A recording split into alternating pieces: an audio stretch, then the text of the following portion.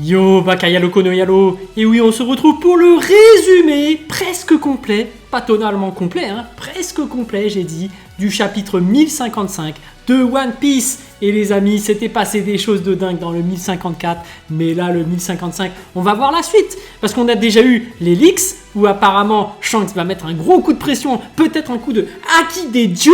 Oui, Haki des dieux, l'évolution, l'éveil du Haki des rois, carrément à Ryokugyu. Oui, le Ryokugyu, fraude de l'amiral. En réalité, est-ce une fraude ou pas? Parce que, est-ce que c'est seulement lui qui est plus faible que les autres et qui va se faire avoir par Momonosuke, ce que j'avais prédit, ou par Shanks? Mais bon, on va voir ça, parce que si c'est par Momonosuke, je rappelle que Momonosuke n'a même pas le niveau de commandant. Mais dans ma prédiction, j'avais dit que Boro-Bless, qui dit Boro-Bless dit flamme, faiblesse des arbres, la forêt. Hein. Donc on va lire le résumé et on va voir si j'avais raison par rapport à ma théorie. Oui, il est temps de faire des théories encore plus validées. Voilà, on entre dans le game. Voilà, on rivalise, n'est-ce pas? Tchac, tchac, tchac, tchac, n'est-ce pas? Voilà, hein, on va regarder ça tranquillement et puis voilà.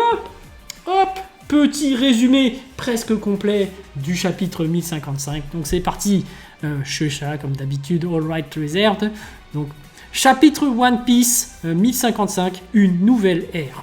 Momonosuke empêche Yamato d'interférer parce qu'il veut sauver Wano tout seul, car il pense que c'est son devoir. Donc, le devoir du shogun est de sauver Wano, mais pas tout seul. Il est censé être assisté par les fourreaux rouges, les fourreaux rouges qui sont ses gardes du corps, même s'il doit prouver que son niveau est égal à celui d'un shogun.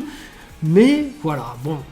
Après, ça reste un gamin de 8 ans quand même, Momonosuke, attends.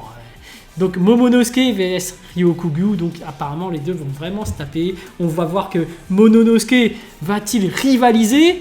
Donc Momonosuke apparemment arrive enfin à comprendre comment utiliser le Boro-Bless. Ok, bah c'est ce que j'avais prédit, voilà. J'entre dans le game.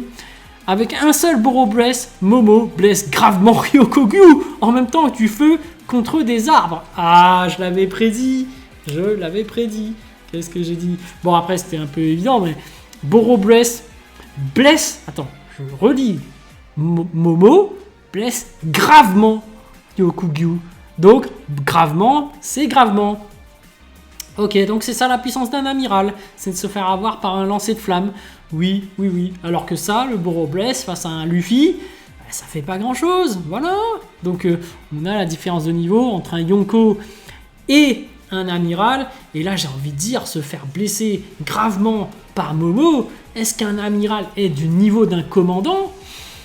Moi je pense que Momo avec un Boro-Bless il blesse pas il blesse pas Marco de Phoenix, non. Donc au niveau des puissances là, le fameux débat entre Ryo Sensei et Goldie Soul qui aura lieu sur la chaîne de Henrik 21, il va être tendu pour Goldie Soul, hein, il va être très tendu. Bon. Ryokugyu abandonne après avoir senti le Haki des rois de Shanks et réalise que les pirates du roux sont proches. Ah ouais, donc effectivement, ça laisse...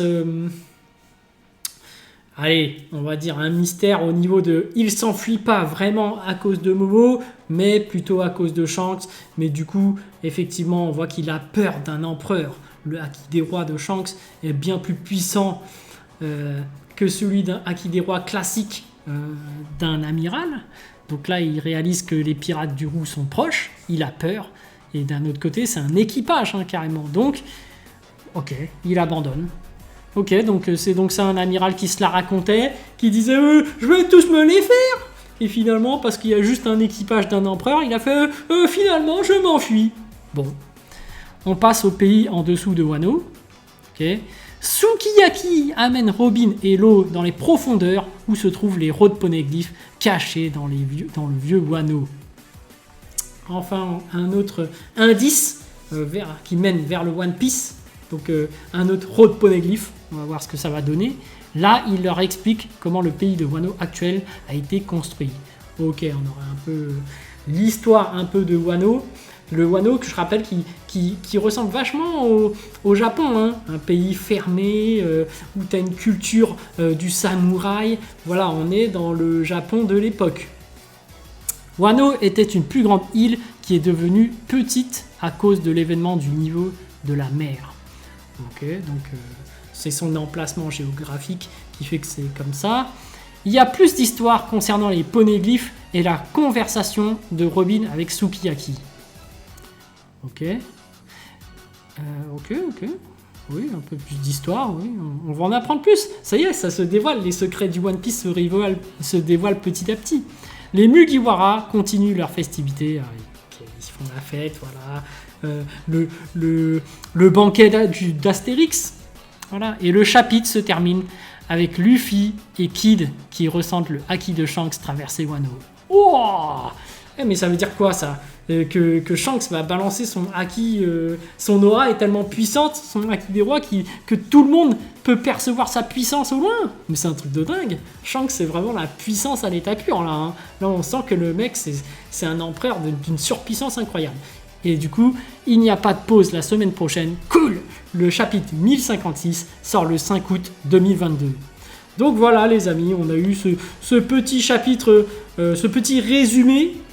C'est pas un résumé complet, donc je dis bien un petit résumé du chapitre 1055. Je m'étais trompé la dernière fois, j'ai cru que c'était un résumé complet, mais là c'est juste un petit résumé. Et là on peut se demander, d'après ce petit résumé, que bon, Shanks est extrêmement puissant, il a mis la pression et il a fait partir Ryokugyu. D'ailleurs il s'est fait mettre la misère par Momo, mais quel était le but de sa venue à cet amiral? Parce qu'il s'est enflammé, il s'est dit bon, je vais aller défier tout le monde, je vais ramener Luffy et tout, et finalement il se fait remettre en place par Momonosuke, il se fait remettre en place par Shanks le Roux. Donc bon, une venue d'amiral, bon il est venu quand même pour se débarrasser de King et Queen, donc là c'est terminé pour les anciens empereurs, finito.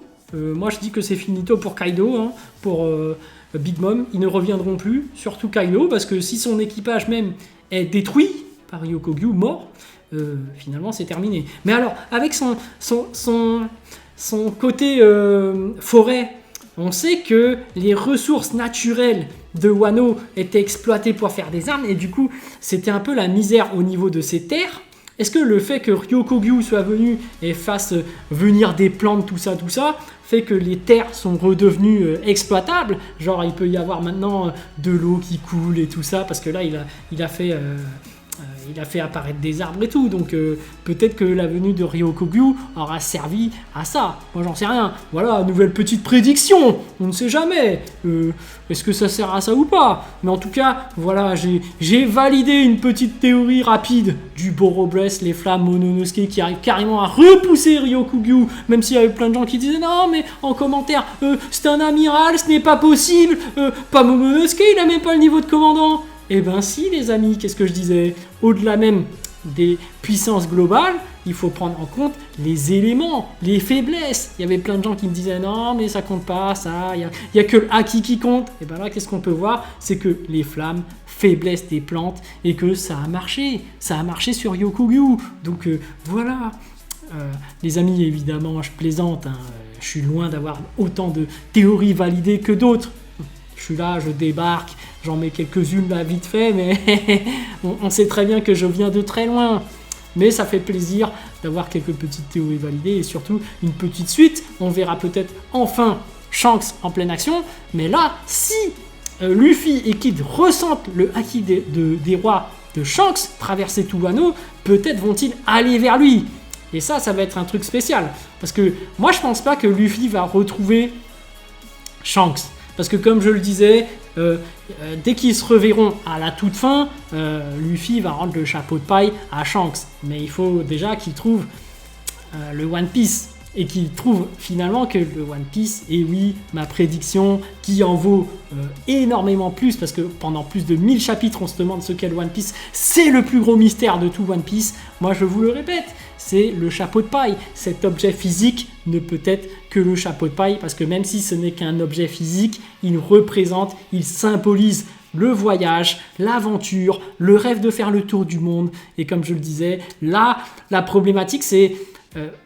moi, je pense que la problématique, c'est ça. C'est Shanks, il est là pour le One Piece, donc pour le chapeau de paille, mais il est là pour le dérober à Luffy sans qu'il s'en aperçoive, donc sans le voir.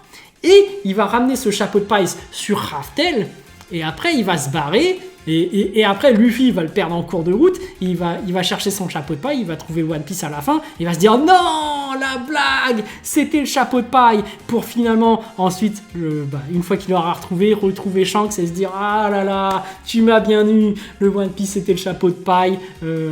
Voilà, j'ai traversé toutes les mers avec depuis le début.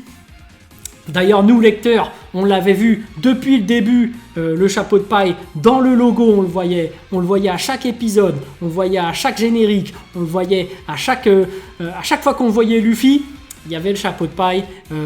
Oda est un génie, il nous a placé le chapeau de paille depuis le début sous nos yeux, on ne l'a pas vu et on se demandait encore ce que c'était, et pourtant dans le logo, vous voyez bien One Piece avec le chapeau de paille dessus, et dire regardez, il est là, à chaque chapitre, à chaque bouquin qu'on prend, à chaque fois qu'on voit le logo, à chaque fois qu'on voit le truc, ah là là, Oda c'est un génie, et oui, et sur ce je vous laisse, donc voilà les amis. Petit résumé, oui, du chapitre 1055 de One Piece. Donc sur ce, je vous laisse. À plus dans le bus, ou plutôt à plus tard dans le car.